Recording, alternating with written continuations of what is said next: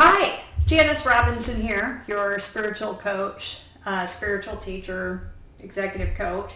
Hey, just thinking about a subject today that I think people think about but not that often. So, are you helping people or are you hurting people? Now, for a very long time, I have been hurting a lot of people without meaning to. And if any of you are listening to this video where I may have accidentally hurt you instead of helping you, I apologize. I didn't know any better at the time and I thought it seemed like a good idea. So let me explain what I'm talking about. If you see a cocoon and a butterfly is starting to come out of a cocoon, you'll notice that the butterfly is struggling on its process coming out of the cocoon. And if one were to help that butterfly get out of the cocoon because you can't deal with the struggle of that, then you end up killing the butterfly because then it's not strong enough to make it through life. So you thought you were helping the butterfly because you saw it struggling, so you jumped in. But the butterfly didn't say, "Hey, help me out." The butterfly was just doing what the butterfly does. So let's think about that with your kids. Your kids are living their lives and they have these situations that happen that are really awful. And, parents for the most part, they have good intentions, right? Like they want to make the life for their kids way easier than what it was for them. But then in the process of doing that, then they're accidentally hurting their kids in lots of ways. Like let's say you have stepped in and done everything to make sure that your child has like a simplistic, easy life, right? Has hardly had any adversity. You've stepped in and been mama or papa bear and made that kid's life super easy. Now I'm going to be a little bit horrid, but let's just say for some reason you accidentally die.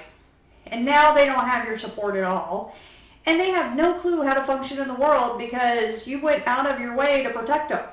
So the simplest things that should be easy for them to get through end up being like huge mountains for them to climb to resolve. Now, as a parent, you meant really well at helping make their life easy.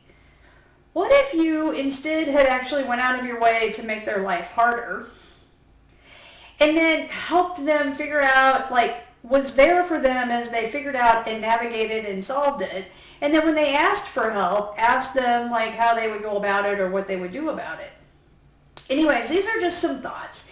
So how is it that I've been hurting people my whole entire life? Well, there's this funny thing. Imagine somebody who's in rehab and they're struggling to stand up. But you don't know that they're in rehab and that they're learning to re-walk again after some accident. But you want to run over and help them, right? Because in general, people want to help each other out. I mean, we do help each other out because us working together is kind of what helps the human race. But at the same time, realizing when it really makes sense to help and when it doesn't. Now, there's been a lot of times that I've helped when I was never asked. And the person has to figure it out with themselves. Have you ever had that friend that keeps working on the same issue over and over and over, and you keep giving advice and you can see their situation so clear because obviously you're not in it, but it's like a waste of energy for you. So in helping people without them asking for it, how much energy have you been wasting in helping them instead of just using that energy for whatever it is that you want to create? I am the queen of getting distracted with creating the life that I want, or I used to be, as compared to, and really focusing on me and putting 100% attention on me. That saying about if you're in an airplane and the oxygen masks come down, that you need to be the first one to put it on. It goes against our human nature to be the first one to put it on. Now, what's really funny is I'm sure somewhere in your life there is that person that would put their oxygen mask on and may probably not help anyone else. And you probably hate that person or strongly dislike them. And that person is someone that could actually teach you and I a lesson, right? Of really focusing on ourselves, and that other people are fully capable of taking care of themselves. So, are you hurting people? Are you making them weak because you're stepping in and doing everything?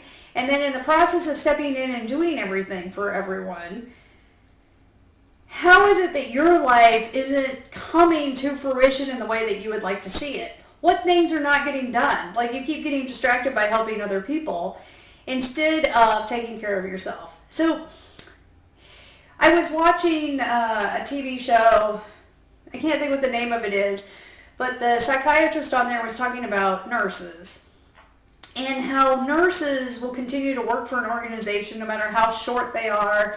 They feel like really driven to take care of the patients, and that corporations, like the hospital corporations, like to take advantage of nurses for that simple fact, because they know they can work them to death, literally.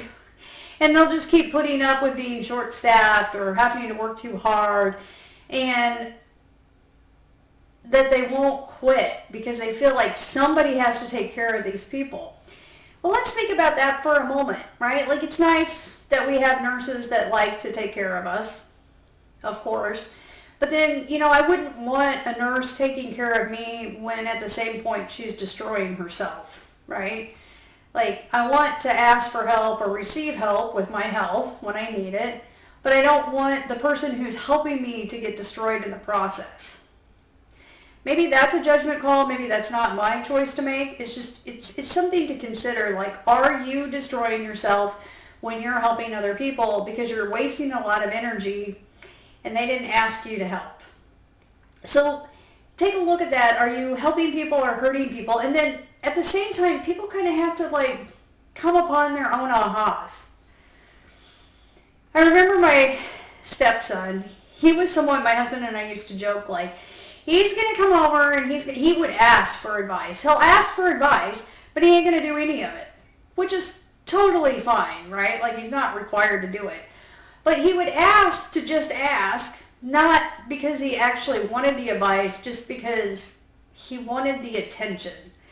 And so then it would be very frustrating to us because he's continuing to have, quote unquote, the same situations over and over.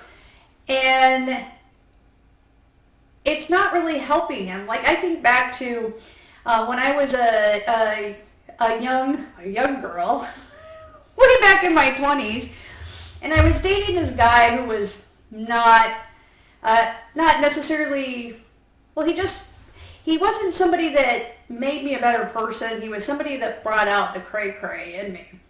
And I remember my friends doing their best to try to help me, and so they would support me in dogging him, but what they didn't realize is in the process of being supportive with me and dogging him, that then it put me in a situation where then I had to defend him, right? So they were doing the best that they could do at the time that they knew, but what I realized after I got through the whole thing is if they have challenged me, then it might have helped me been able to not go back and support him. It's like this weird dynamic. They were putting him down, thinking that they were supporting him, or supporting me, but what was accidentally happening is then I felt like I needed to defend him, which helped me stick with him. Now, I don't know if it would have made a difference or not. I do know that whenever I talk to parents that have kids that are dating someone that they don't like, I always encourage them to push the kids together because that will help speed up the process of what's going to eventually happen with the relationship.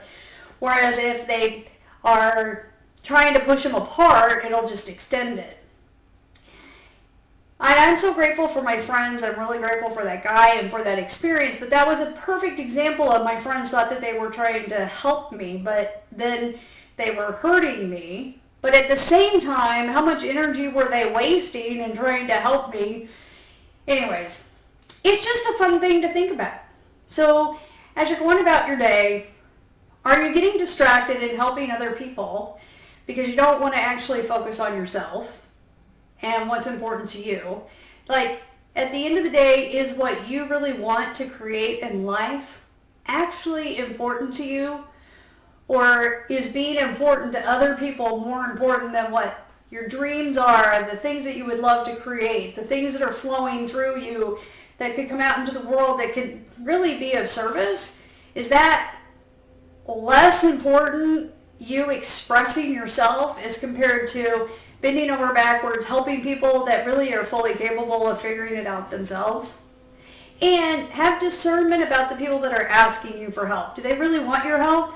Or do they just really want your attention and secretly distract you from yourself? So consider new ways of how you help people or hurt people. So when you think that not helping them is hurting them, take a thought and say, you know what, that's how I used to think. Let's try it a different way. Let's let me step back, let them figure it out themselves. It seems like I'm hurting them, but I want to see how that's actually helping them in the long run. Try it with your kids. Try it with your subordinates at work. Try it with your coworkers. Try it with your friends. Give me some feedback. Tell me what you think about this concept and see how it works for you. Transform how you thought you were hurting people or helping people and do the opposite and see how it plays out. I'd love to hear from you. Janice Robinson, your spiritual coach.